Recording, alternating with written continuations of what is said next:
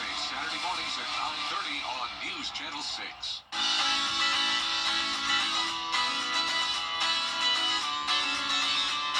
Follow News Channel 6 on Instagram. Time and temperature, brought to you by Planet Fitness. Weather headlines on News Channel 6, brought to you by Hickson Roofing.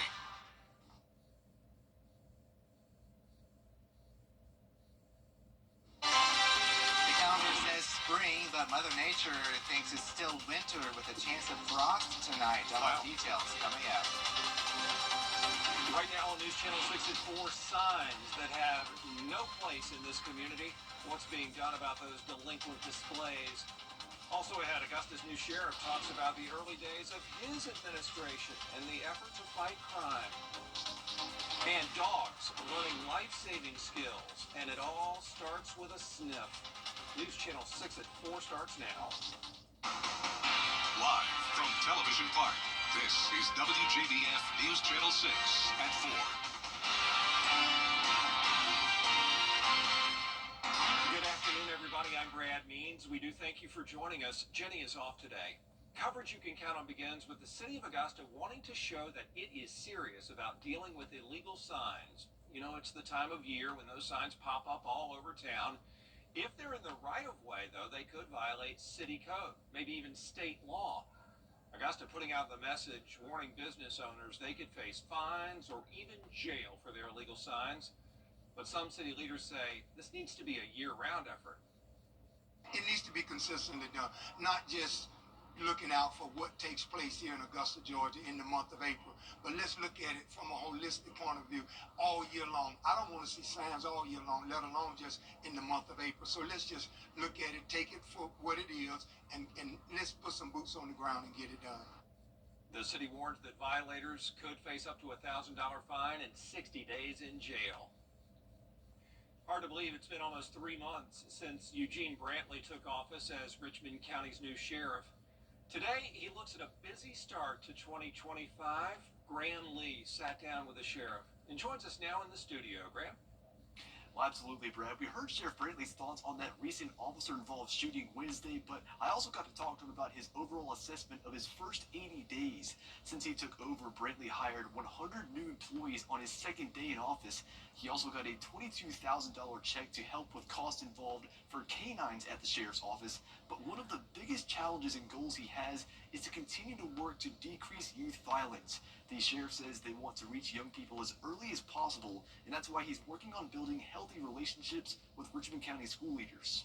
I've even spoke to one or two of them in relation to adopting one of the middle schools that are less fortunate, that don't have as many male teachers in the school that work there, and so that will kind of help give the youth there not just a police presence, but a male figure throughout the school from time to time.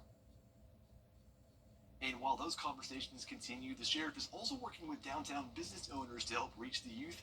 He says that effort is imperative with school getting out soon and summertime right around the corner, Brad. Graham Lee, thank you. It is time now for our first check of the weather, and we want to check in with meteorologist Miller Hyatt. Hey, Miller.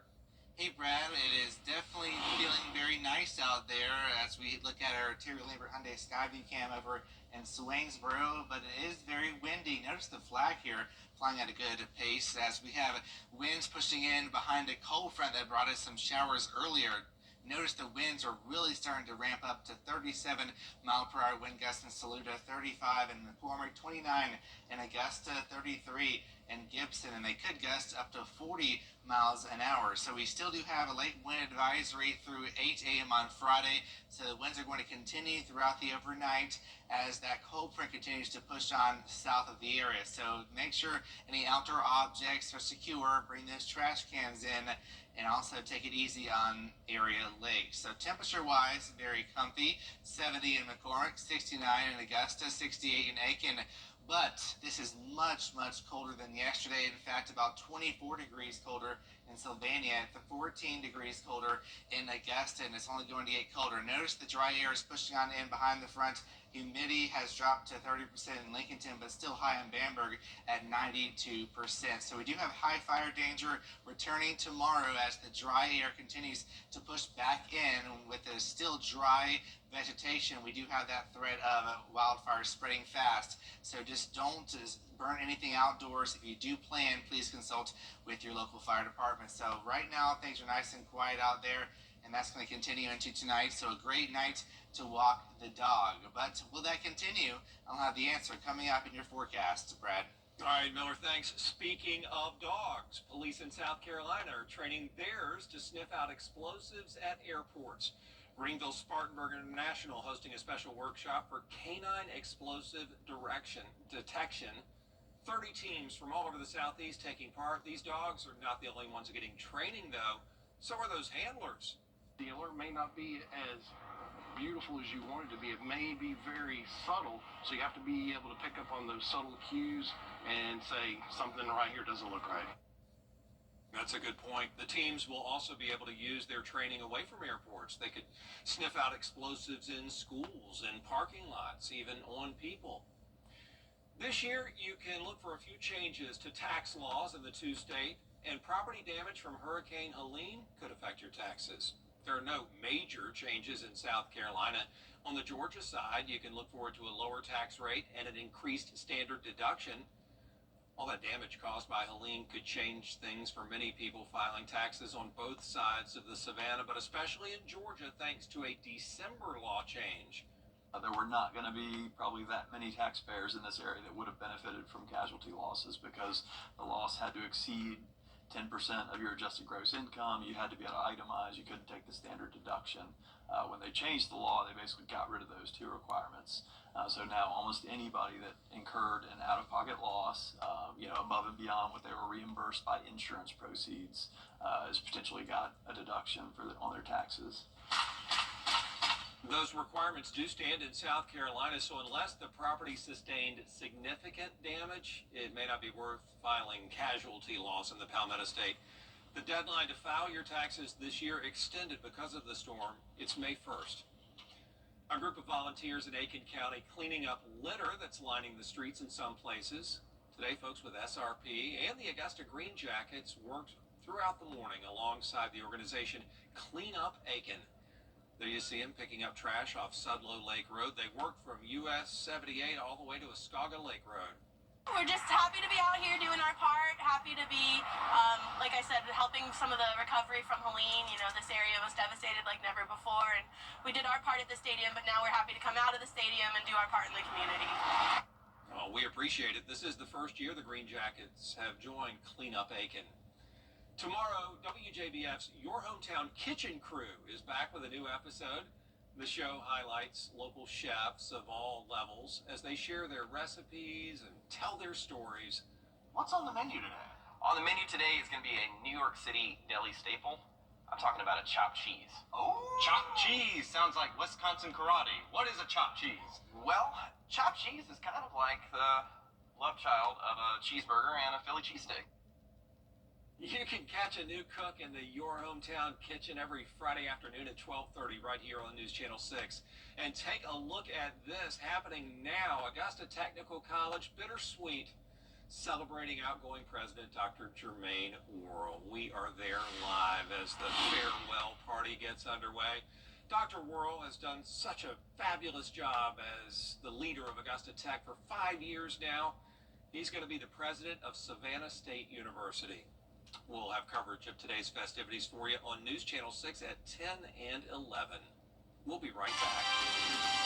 As we continue to cover the road to the NASCAR Xfinity Series Championship, it roars through the Sunshine State.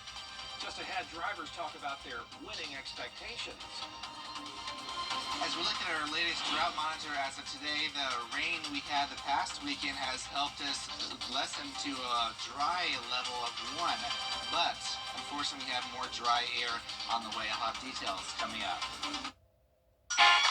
You by Axis One.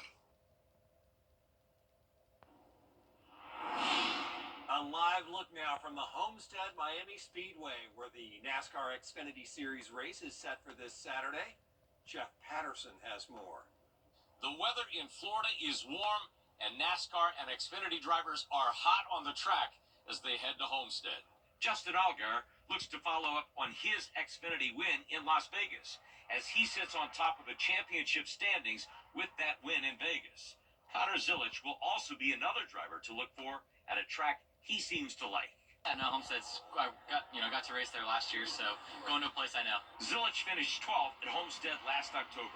The JR Motorsports driver gained 5 positions in the standings in Vegas last week and looks to continue the climb this weekend. For NASCAR, Josh Berry is looking for another good weekend in Homestead after his win in Las Vegas. I love Homestead. Honestly, I had a really solid race there last year in the 4-car, so I expect more of the same. One of NASCAR's hottest drivers right now is Chris Bell, who says Homestead comes at a crucial part of the season, and it's a track he likes. It's the most unique mile and a half because the straightaways, it's the only mile and a half that's a true oval, and it is very, very slippery. Denny Hamlin says it's that part of Homestead that he likes. It's got a lot of characteristics to it that makes it difficult.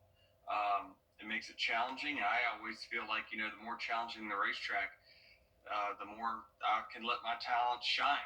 One other hot item to keep an eye on this week is a huge brush fire that has now burned more than 3,000 acres near the track, closing off the A1A roadway that leads to the Florida Keys. However, it is not expected to be a factor for the drivers this weekend. Homestead is a favorite track for many drivers, and maybe some of them will be nearly as hot as that fire. In Florida, I'm Jeff Patterson. And remember, coverage kicks off on the CW6 Saturday afternoon at 3:30.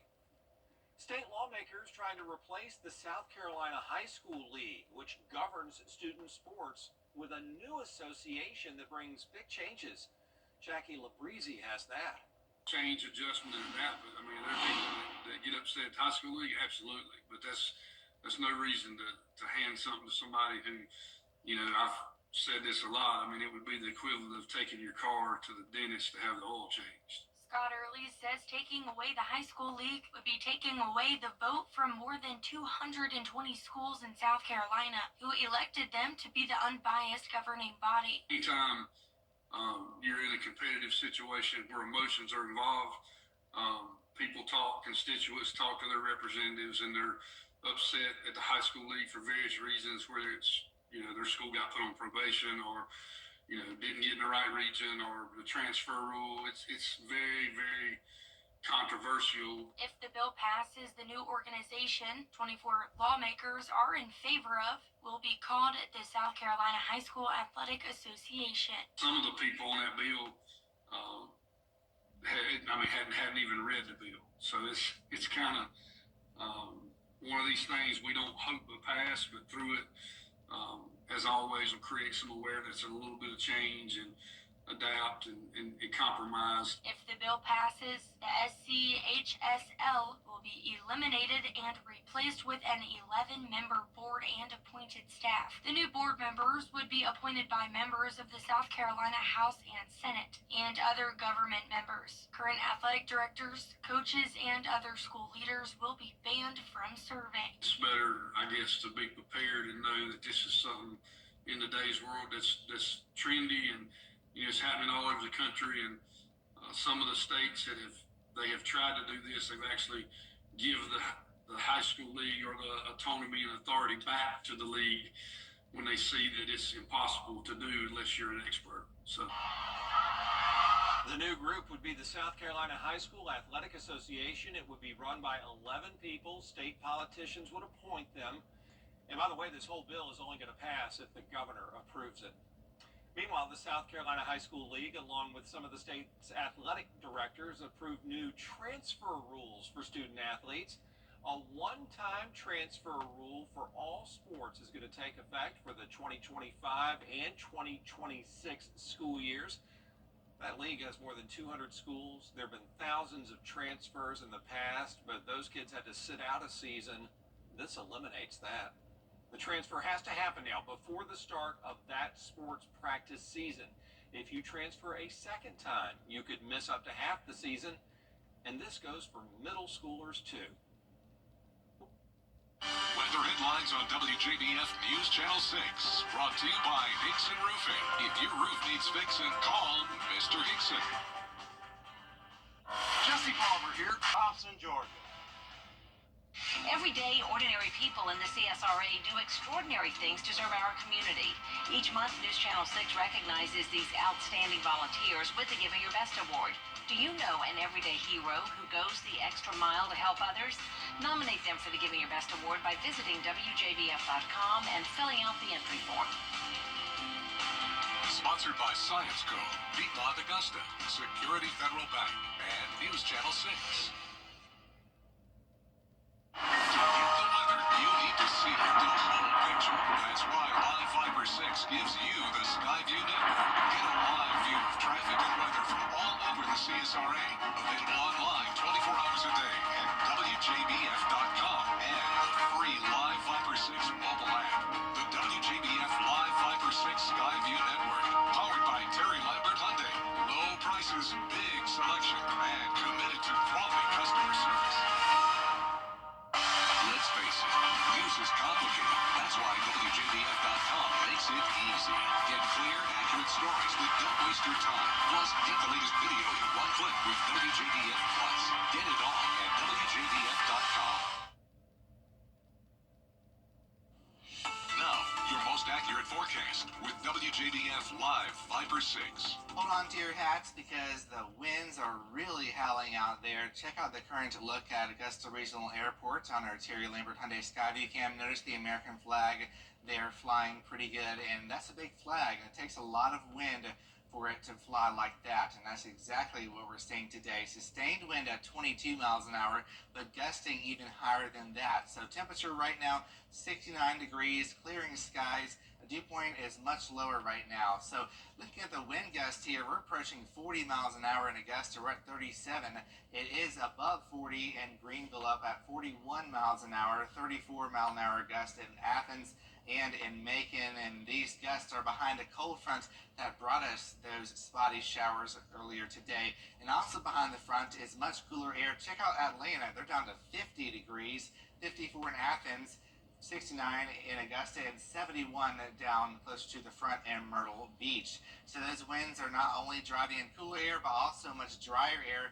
Notice the humidity values are down as well, 40% in Athens, 44% in Augusta. So here is all the dry air on sat red and water vapor. All this orange you see, that indicates dry air in our atmosphere, and this is thanks to the Big Blue H, our fair weather friend, that's going to be building into our south going into the next few days. So a beautiful stretch of weather shaping up as we go into the first full weekend of spring here with sunshine across the board. However, it will be pretty cold tomorrow morning with temperatures in the mid 30s, and that means we have a chance of some frost. And the next 2 mornings we start to moderate back up into the 40s. So Futurecast shows high pressure starting to build in closer to us.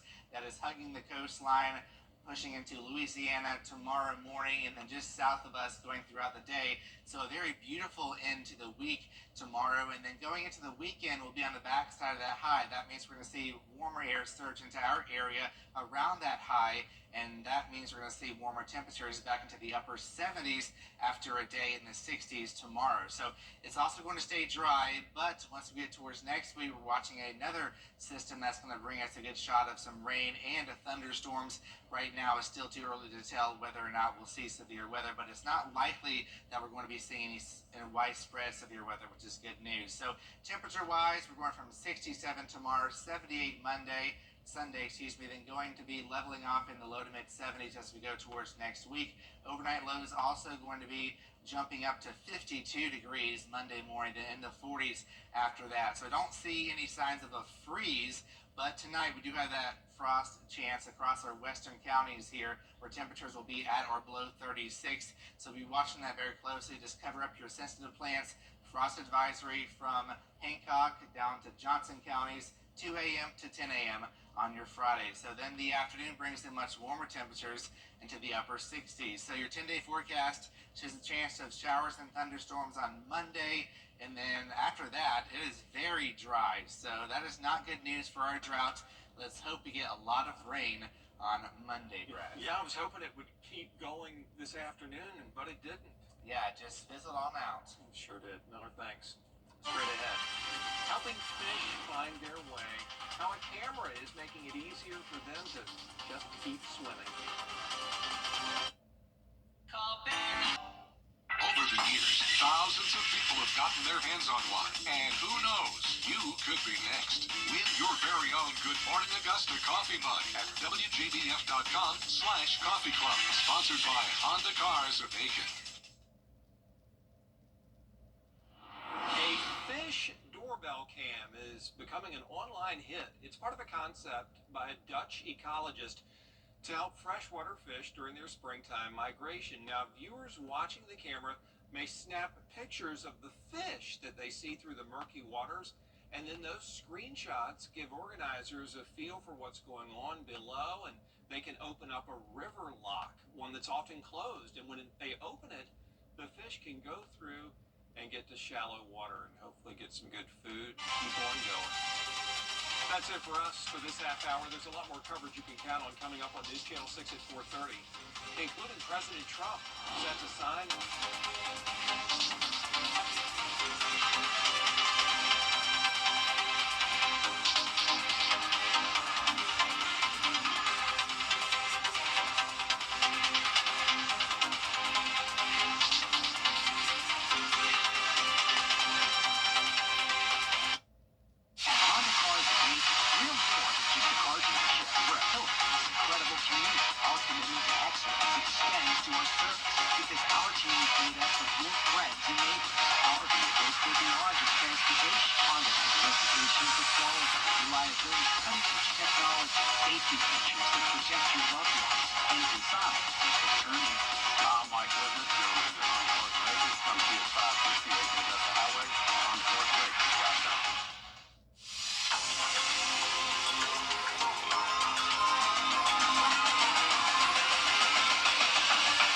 What's with all the goats? Oh, don't worry. You're getting one too. But why goats? GOAT. Georgia's outstanding attorney team. After you've been injured in a car crash, call George Sink Injury Lawyers and get the GOAT on your side. Hurt? Call all nines now.